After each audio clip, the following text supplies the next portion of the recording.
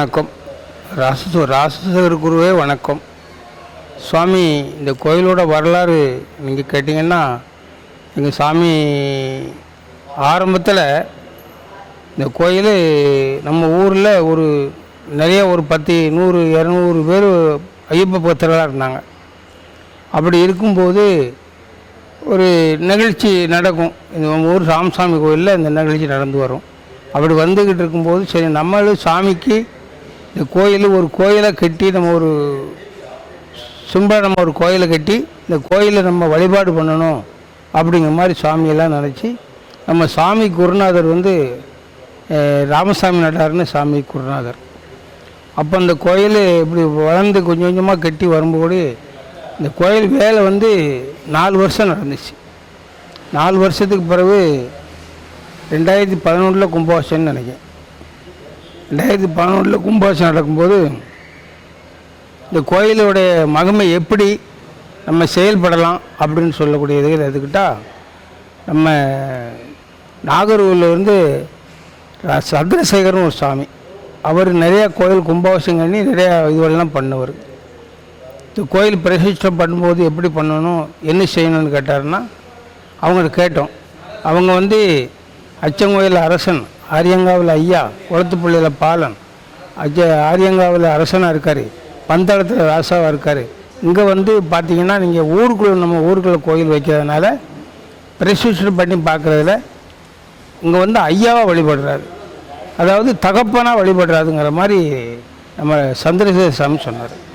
இந்த கோயிலில் ஒரு ஆரம்பம் என்னென்னு கேட்டிங்கன்னா, சபரிமலையில் கட்டினவர் பந்தள ராசா, நம்ம ஐயப்பன் மணிகண்டனோட அப்பா. இந்த கோயிலை கட்டுவர் ராசசேகர். இந்த கோயிலோட அவர் பேரே இது கிட்டத்தட்ட எடுத்துக்கிட்டால் 2வது பந்தள ராசான்னு சொல்லலாம். அப்படி கூட நாங்கள் உள் மனசில் நாங்கள் நினச்சி வேண்டுகோள் பண்ணி வச்சுருக்கோம். அப்படி கோயில் வழிபாடு நடந்து வரும்போது சாமிகிட்ட கேட்டோம். சாமி என்ன சொன்னாங்கன்னா, இங்கே ஐயா வழிபாடு பண்ணுறாரு, இங்கே ஆண் பெண் எல்லாருமே சேர்ந்து சுதந்திரமாக வழிபாடலாம் அப்படின்னு சாமி சொன்னார். அப்போ நம்ம சாமி குருசாமி என்ன கேட்டார்னா, சாமி இதுக்கு எங்களுக்கு என்ன எங்களுக்கு விடக தெரியும்னா எங்களுக்கு எப்படி தெரியும், நாங்கள் எப்படி இதை புரிஞ்சுக்கிட்டதுன்னு சாமி கேட்டார். எங்கள் ராஜசேகர் சாமி கேட்டார் சந்திரசேகர் சாமிகிட்ட.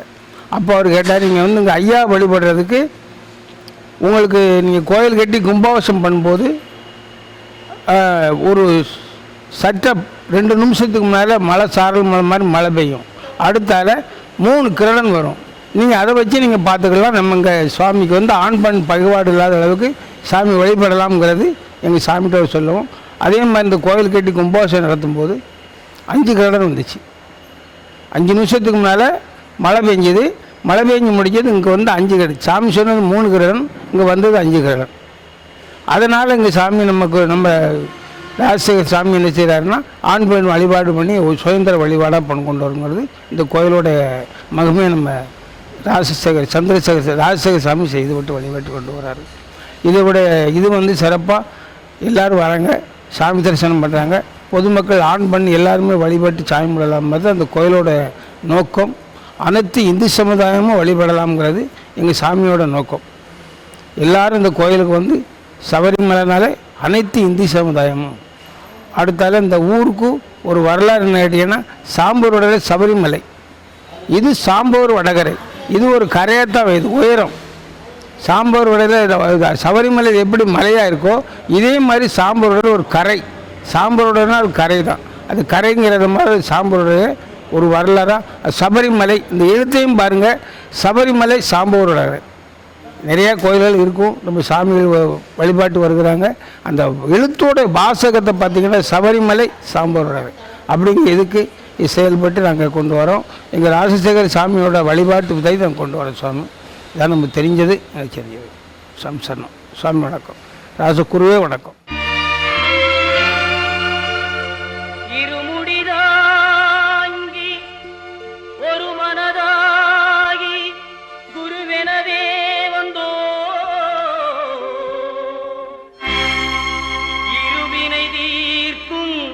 யமனையும் வெல்லும் திருவடியை காண வந்தோ.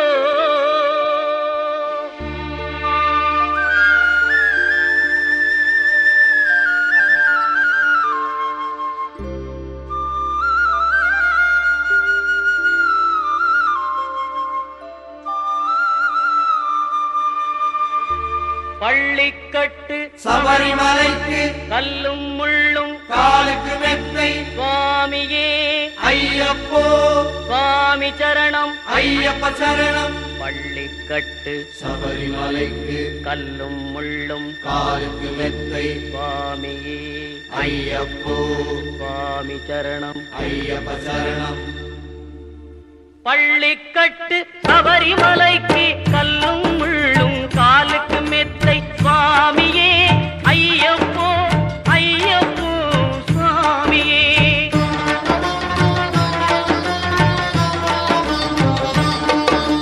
நெய்யபிஷேகம் சுவாமிக்கே கற்பூர தீபம் சுவாமிக்கே ஐயப்பன்மார்களும் கூறிக்கொண்டு ஐயனை நாடி சென்றிடுவார் சபரிமலைக்கு சென்றிடுவார் சுவாமியே ஐயப்போ ஐயப்போ சுவாமியே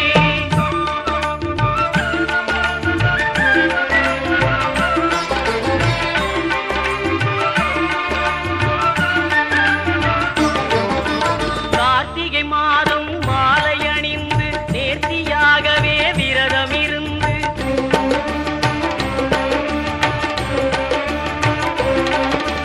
பார்த்த சாரதியின் மைந்தனே சரணமையப்பா சரணமையப்பா ஐயப்ப சரணம் ஐயப்ப சரணம் சுவாமி சரணம் சுவாமி சரணம் தேவன் சரணம் தேவன் சரணம் தேவி சரணம் தேவி சரணம் ஐயப்போ ஐயப்போ ஐயப்பா ஐயப்பா சாமி அப்பா ஐயப்போ காலுக்கு மெத்தை காலுக்கு மெத்தை காலுக்கு மெத்தை கல்லும் முள்ளும் கல்லும் முள்ளும் ஐயப்பா ஐயப்பா சுவாமியே சுவாமியப்பா சபரிமலைக்கு சபரிமலைக்கு சாமியை காண சாமியை காண இப்போ காண இப்போ காண சுவாமியை கிட்டும் ஐயப்போ ஐயப்போ ஐயப்போ வீரமணி கண்டனே வீரமணி கண்டனே வில்லாளி வீரனே வில்லாதி வீரனே ஐயப்பா ஐயப்பா ஐயப்பா ஐயப்பா ஐயப்போ சரணமையப்பா சரணமையப்பா சரணமையப்பா சரணமையப்பா சரணமையப்பா சரணமையப்பா சரணமையப்பா சரணமையப்பா சரணமையப்பா சரணமையப்பா சரணமையப்பா சரணமையப்பா அதாவது இத்திருக்கோவிலோட வழிமுறைகளும் வழிபாட சொல்கிறதுக்கு தான் பகவான் எங்களுக்கு அனுமதி கொடுத்துருக்காரு. வார பக்தர்களுக்கு தமக்குத்தானே அபிஷேகம் செய்து நம்ம என்ன வேண்டி வர்றோமோ அதை இறைவன்ட்டு நேர்முகமாக கேட்டக்கூடியதுக்கு இந்த இடத்துல இறைவன் பெரிய ஒரு பாக்கியத்தை உருவாக்கி தந்திருக்காரு. இத்திருக்கோவில் அனைத்து இந்து சமுதாய மக்களுக்கும் பாத்தியப்பட்ட ஒரு சுதந்திர வழிபாட்டு திருக்கோவில் சாமி. அதாவது எப்படின்னு கேட்டிங்கன்னா, சபரிமலையில் இருமுடி 18 படி ஏறணும்னா இருமுடியோடு தான் ஏற முடியும். ஆனால் இங்கே நீங்கள் 18 படி ஏறி வர்றதுக்கு பகவான் பெரிய ஒரு பாக்கியத்தை அனுக்கிரகத்தையும் வழிமுறைகளையும் நம்ம குருநாதர் மூலியமாக சொல்லி கொடுத்துருக்காரு. இங்கே 18 படி நீங்கள் குடும்பத்தோடே பகவானை பார்க்க வரலாம். 18 படி ஏறுறதுக்கு இங்கே என்ன தத்துவம் என்ன தகுதி வேணும்னு கேட்டிங்கன்னா, முதல்ல பெற்றெடுத்த தாய் தந்தையை நன்றாக வணங்குவராக இருக்க வேண்டும். 2 கணவன் மனைவிக்குள் ஒரு உண்மையான அன்பும் பண்பும் நேசம் கொண்டவராக இருக்க வேண்டும். 3 தன் பிள்ளைகளை 4 பேர் போற்றும்படி வைராக்கியமாக என்ன உள்ளவர்கள் மட்டும் 18 படி ஏறி நீங்கள் எப்போ வேணாலும் இங்கே பகவானை பார்க்க வரலாம் ஐயப்பா. ஆனாலும் சாமி, இந்த வழிபாடு உங்களுக்கு யார் சொன்னால், இந்த வழிமுறைக்கு யார் காரணம்னு நீங்கள் கேட்டிங்கன்னா, அதாவது சபரிமலையை நமக்கு எப்படி உருவாக்கி தந்தாரோ பந்தளத்து மாமன்னர் ராஜசேகரன், அதே போல் நமக்கு இந்த 2ஆம் சபரிமலையை உருவாக்கி தந்தவரும் அவர் பேர் அதே அவதாரம் கொண்ட 2ஆம் பந்தளத்து மகாராஜா, அந்த குருநாதரோட பேர் ராஜசேகரன் தான். ஏன் இதை நாங்கள் வெளிப்படுத்தோம்னா, பகவான் அங்கே பிரம்மச்சாரியாக அவதாரம் கொண்டிருக்கிறார். இங்கு இந்த இடத்துல இறைவன் நமக்கு என்ன அவதாரம் கொடுத்துருக்காருன்னா தகப்பங்க மனநிலை அருள் பாதிக்கிறார். அதாவது சபரிமலை ஐயப்பன் ஓரோரு இடங்களில் ஓரோரு அவதாரம். சபரிமலையில் நித்திய பிரம்மச்சாரி, அச்சங்கோவில் அரசன், ஆரியங்காவில் ஐயா, குளத்துப்போயல் பாலகன். இந்த சாம்போரோட என்ன அவதாரம்னு கேட்டிங்கன்னா தகப்பங்க மனநிலை அருள் பாதிக்கிறார். அதனால தான் இங்கே ஆண் பெண் பாகுபாடு கிடையாது. எல்லா பக்தர்களுமே நம்ம என்ன வேண்டி வரோமோ அதை நேர்முகமாக கருவறைக்கு உள்ளே வந்து பகவான்கிட்ட நேர்முகம் நீங்கள் கேட்டுக்கிடலாம். ஆனாலும் இவ்வளோ பெரிய வழிபாடை உருவாக்கி தந்து இந்த ஆலயத்தை எழுந்தற வச்சு இந்த பகவான் அங்கே அமர வச்ச ராஜசேகர குருசாமிக்கு எல்லாரும் சேர்ந்து ஒரு நன்றி சொல்லுங்க சாமி. சுவாமி சரணம். சாமி சரணய்யப்பா. அதாவது அபிஷேகம் என்பது ஒரு மிக சடங்கு தான். பலன் கிடைக்கும்னா கிடைக்கவே கிடைக்காதான் நம்ம குரு சொல்லுவார். அதாவது அபிஷேகம் என்பது ஒரு வித சடங்கு தான். பலன் கிடைக்குன்னா கிடைக்கவே கிடைக்காதான். அபிஷேகம் பண்ணுறதுனால இறைவன்ட்ட என்ன வேண்டி பண்ணுறதுக்கு தான் அபிஷேகம். நமக்கு வேண்டி தான் நம்ம அபிஷேகம் பண்ணுறோம். அதனால் நீங்கள் அரிசி மாப்பொடி அபிஷேகம் பண்ணுறீங்க. அரிசி என்பது உணவு தரும் பொருள், அப்படித்தானே சாமி? அரிசி என்பது உணவு தரும் பொருள். அதை மாவாக்கி பகவானுக்கு அபிஷேகம் பண்ணுறோம், அரிசி மாப்பொடி அபிஷேகம் பண்ணுறோம். அப்போ பகவான்கிட்ட வரம் கேட்கணும், இறைவா தினந்தோறும் எங்கள் வீட்டில் உணவுக்கு பற்றாக்குறை வர அளவுக்கு பார்த்துக்கோ ஐயப்பான்னு சொல்லி பகவான்கிட்ட வேண்டுங்க சாமி. மேலே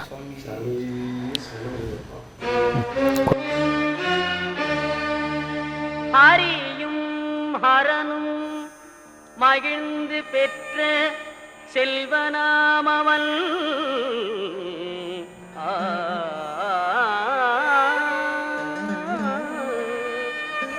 ஆதி பராசக்தி மகிழ் மைந்தனாமவன்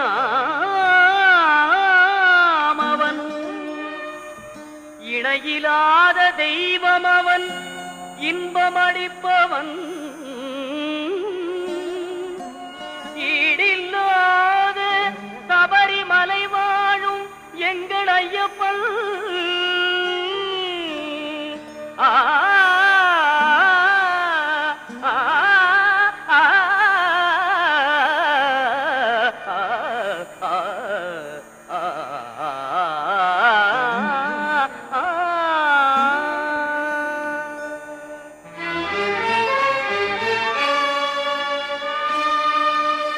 உள்ளமெனும் கோவிலிலே வாழ்பவனவன்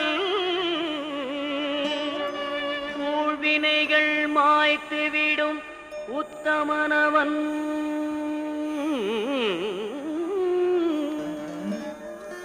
எருமேலிதனில் வாழும் பாலாபிஷேகத்தினுக்கு நமக்கு என்ன பலன் கேட்டுக்கிறோம்? தாய்க்கு இணையா தந்தது பசு. அப்போ இறைவா என் வீட்டில் நீ தாய்ங்க ஸ்தானத்திலிருந்து எங்களையே எங்கள் குடும்பத்துக்கும் எந்த நோய் நொடி இல்லாமல் பார்த்துக்கோன்னு சொல்கிறதுக்கு தான் பாலாபிஷேகம் பண்ணுறோம். அந்த மனநிலையோட பகவான்கிட்ட வரம் கேட்டு அபிஷேகம் பண்ணுங்க. எங்கள் ஐயப்பன் ஏறுமையில் வேலவனின் அருமை சோதரன் எங்கள் ஐயப்பன் எங்கள் ஐயப்பன்.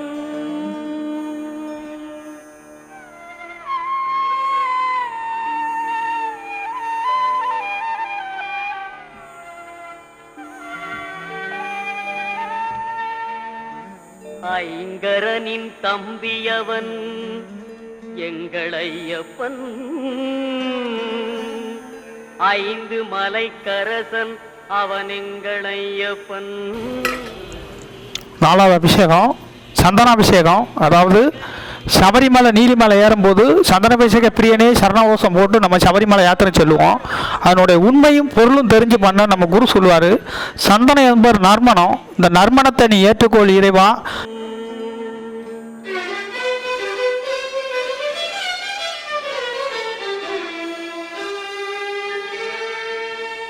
ஔவைக்கு அருள் புரிந்த முருக சோதரன்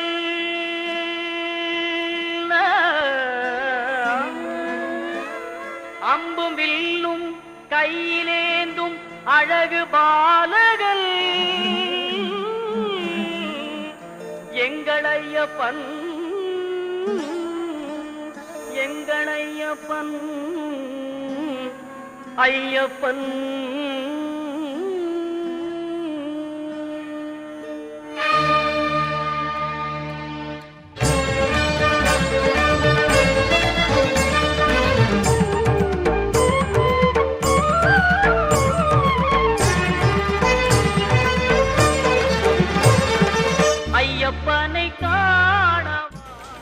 சாமி, இந்த அபிஷேகம்தான் இறைவனுக்கு முக்கியமான ஒரு அபிஷேகம், திருமஞ்சள் அபிஷேகம்.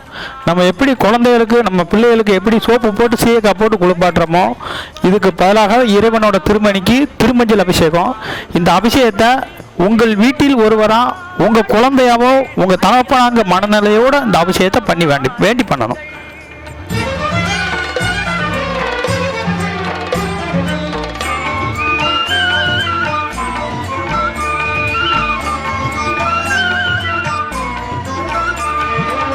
தயவும் கருணையும் கொண்டவன் ஐயப்பன், தயவும் கருணையும் கொண்டவன் ஐயப்பன், அபயம் தந்திடும் ஆண்டவன் ஐயப்பன், அபயம் தந்திடும் ஆண்டவன் ஐயப்பன். ஐயப்பனை காண வாருங்கள், அவன் நாமத்தை எல்லோரும் பாடுங்கள். ஐயப்பனை காண வாருங்கள்.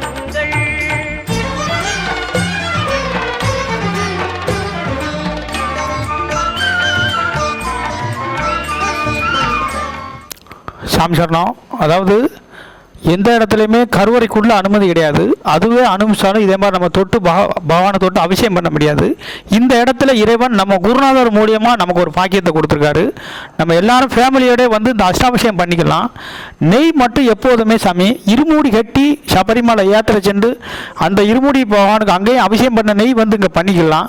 இல்லை இங்கே சபரிமலைக்கு ஒரு முத்திரக்காயும் இந்த பகவானுக்கு ஒரு முத்திரக்காயும் வந்து நீங்கள் நெய் அடைச்சி நெய் அபிஷேகம் மட்டும் இருமூடி கட்டி வந்தால் மட்டும்தான் நெய் அபிஷேகம். மற்றபடி அஷ்டாபிஷேகம் நீங்கள் ஃபேமிலியோட குடும்பத்தோட பகவானுக்கு நீங்கள் பண்ணிக்கலாம். இப்போ இறைவனோட திருமேனியில் அழுக்கு இருக்குது. இந்த அழுக்கை பெற்றெடுத்த தாயும் தகப்பங்க சாணம் நம்ம கொடுக்க போய் தான் இறைவனுக்கு நீங்கள் இந்த அபிஷேகத்தை பண்ணியிருக்கீங்க. அப்போ இறைவனை ஒரு முதல் கவசத்துலேருந்து பாதம் வரைக்கும் தொட்டு தேய்க்கணும்.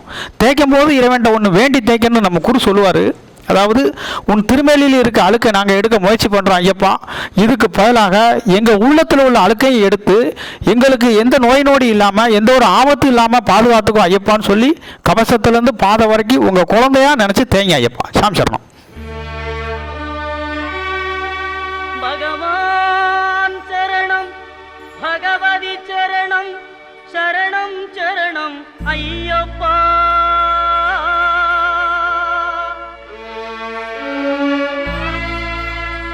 பகவதி சரணம், பகவான் சரணம், சரணம் சரணம் ஐயப்பா.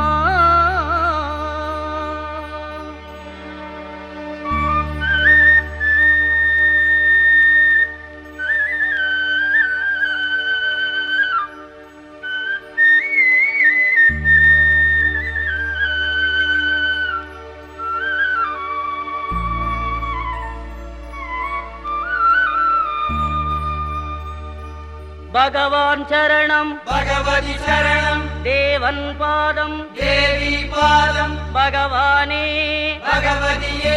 மாலை போடுறோம், பூ மாலை போடுறோம். பூ மாலை போடும் போது இறைவன்ட்ட நம்ம ஒன்று வேண்டி போட்டுக்கிடணும். அதாவது இறைவனே நல்ல அலங்காரமாக ராஜ அலங்காரத்தில் இருக்கிறாரு. ஆனால் அவருக்கு இந்த பூ மாலையை போடுறோம். பூ மாலை போடும்போது பகவானுக்கு நமக்கு என்ன அவதாரம்னு கேட்டிங்கன்னா, இதனுடைய பலன் என்னன்னு கேட்டிங்கன்னா, அதாவது பூ என்பது அலங்காரம், பூ என்பது அலங்காரம், மலர்கள் என்பது அலங்காரம். இப்போ இந்த மலர்களின் பூவை நீ ஏற்றுக்கொள் ஐயப்பா, இதுக்கு பதிலாக எங்கள் குடும்பத்தை நல்லா அலங்காரமாக வாழ வச்சுக்கோன்னு சொல்லி பூ மாலை போடுறோம். சாமி சரணம். ரெண்டு பேரும் சேர்ந்து போடுங்க ஐயப்பா.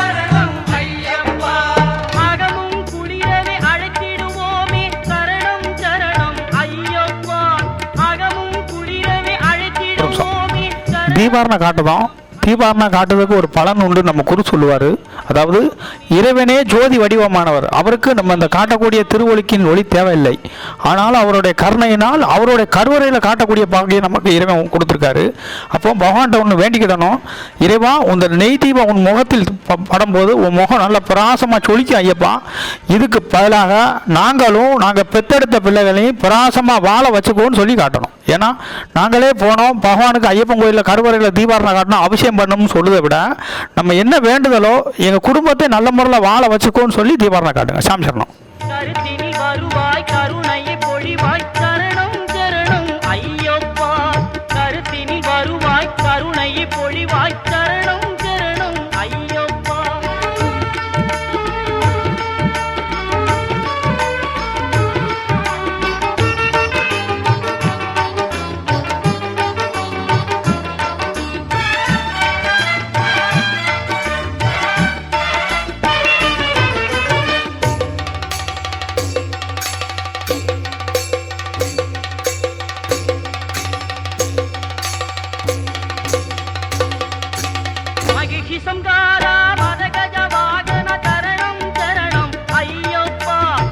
மகிஷிசந்தாரா மதகஜ வாகன சரணம் சரணம் ஐயப்பா சுகுண விலாசா சுந்தர ரூபா சரணம் சரணம் ஐயப்பா சுகுண விலாசா சுந்தர ரூபா சரணம் சரணம் ஐயப்பா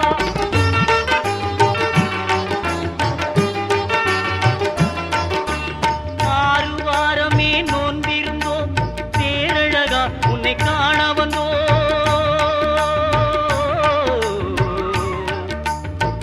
ஐயப்பா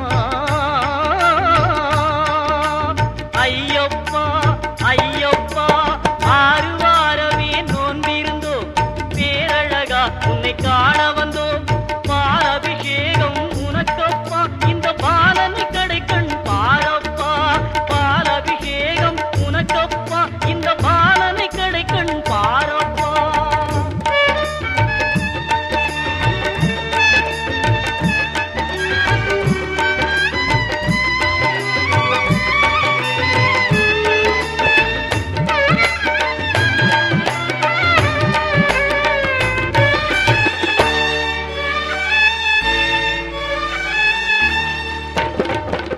முத்திரை தேங்காய் உனக்கப்பா தித்திக்கும் நாமம் எமக்கப்பா முத்திரை தேங்காய் உனக்கப்பா தித்திக்கும் நாமம் எமக்கப்பா கற்பூர தீபம் உனக்கப்பா உந்தன் பொற்பத மலர்கள் எமக்கப்பா கற்பூர தீபம் உனக்கப்பா உந்தன் பொற்பத மலர்கள் எமக்கப்பா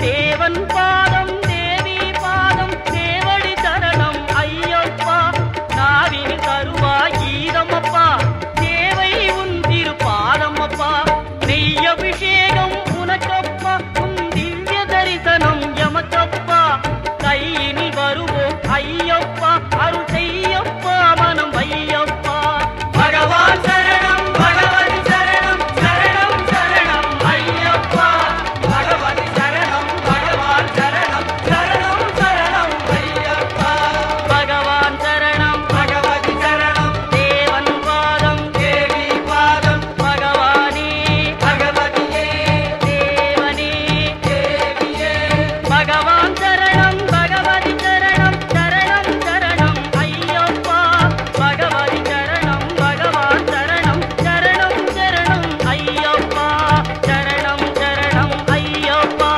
சுவாமி சரணம் ஐயப்பா சரணம் சரணம் ஐயப்பா சுவாமி சரணம் ஐயப்பா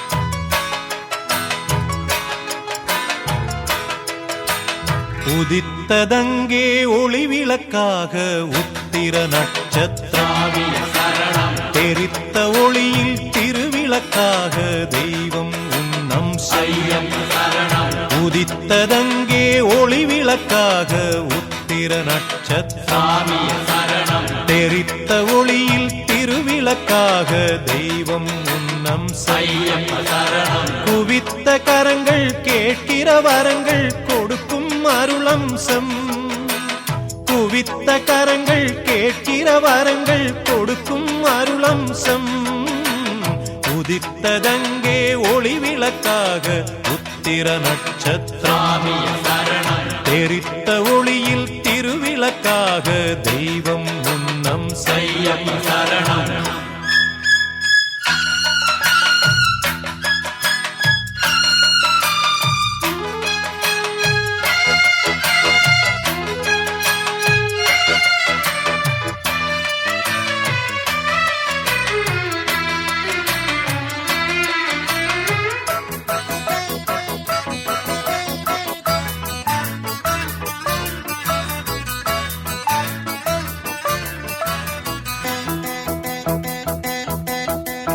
கலியுக வரதன் காலடி சேர்ந்தால் காணும் பேரின்பம் கலியுக வரதன் காலடி சேர்ந்தால்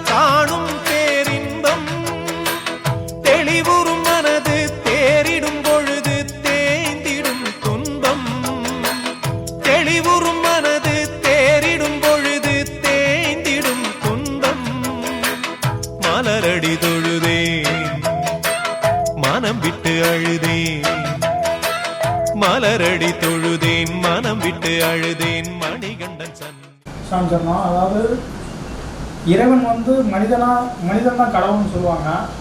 அதுக்கு உதாரணமாக நம்மளை கண்ணில் கண்ட தெய்வமாக நம்ம குரு ராஜேஸ்வர சாமி நம்ம நேராக பார்த்துருக்கலாம். எப்படின்னு கேட்டிங்கன்னா இறைவனுக்கே அவருடைய வாழ்க்கையை அர்ப்பணித்தவர்.